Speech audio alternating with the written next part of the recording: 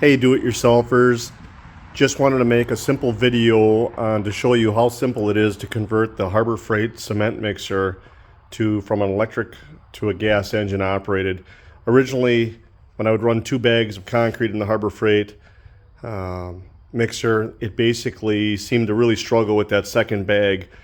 So what comes on it is a 2/3 horsepower that spins at 1750 RPM. So my original thought was to go to a 1 horsepower, as I figured that would probably be enough to cover the power that it needed. However, when I looked at the price of the motor, I thought, well, maybe it'd be simpler just to go ahead and put a gas engine on there, which not only then would more than give me enough power, especially with this engine, which is a 79cc 3 horsepower, but also when working remotely with it, I don't always have to have a generator out in the field with me to go ahead and operate the cement mixer. So it was kind of a double win. The motor itself was on sale for $100. The really only thing that has to be changed as far as mechanicals go is the pulley. The pulley that comes with the electric unit is a 2-inch pulley, and I'll show it to you here. And since the electric motor spins at 1750 RPM and the gas engine spins around 3600 RPM, you essentially got to change your diameter, to approximately half of what it was. I went with an 1.5-inch pulley.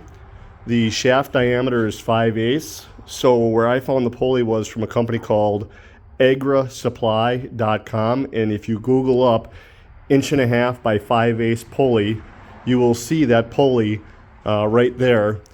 The only catch to it was when the pulley came, there was no key slot broached into it. So I did broach a slot into the keyway just because I didn't want to take a chance of the set screw slipping on the shaft.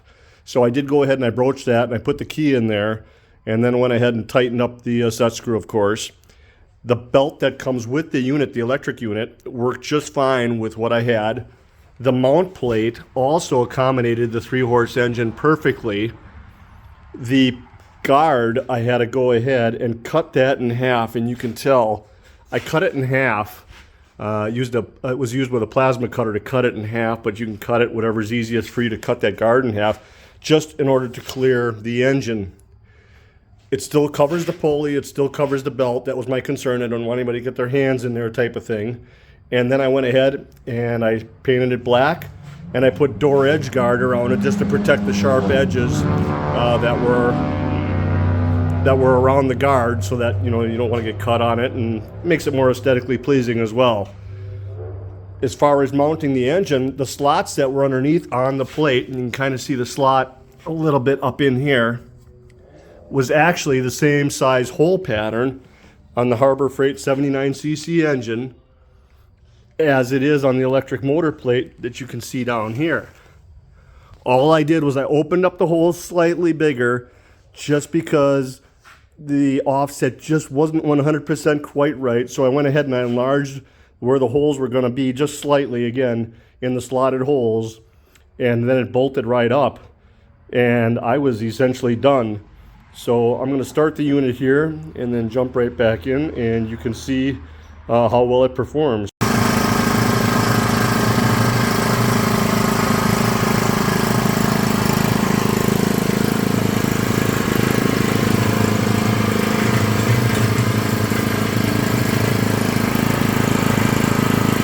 Control the speed up or down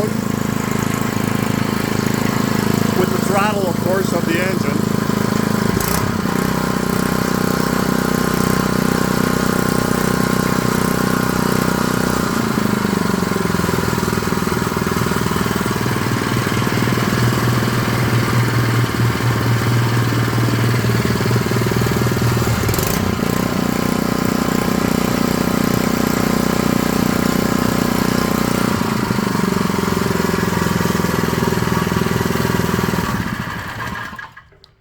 I'm very pleased with the performance of it.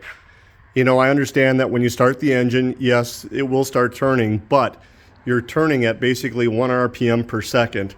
So it's not exactly lightning fast where I'm really too concerned about getting caught in there. It's just one of those things that, yeah, you have to be aware of that. I know there's a way of doing it with a Comet clutch and everything else, but I just didn't see the need for what it is I'm trying to accomplish here. And again, I couldn't be happier with the performance.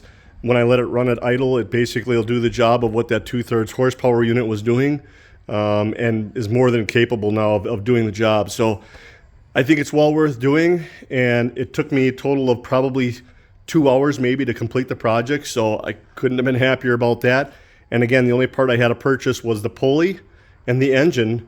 So for $130 basically, because the engine was $100, the pulley was $30, you're virtually done. So again, simple project that if you're thinking about doing it, I recommend it by all means, because the adjustability of everything that needs to be adjusted is there.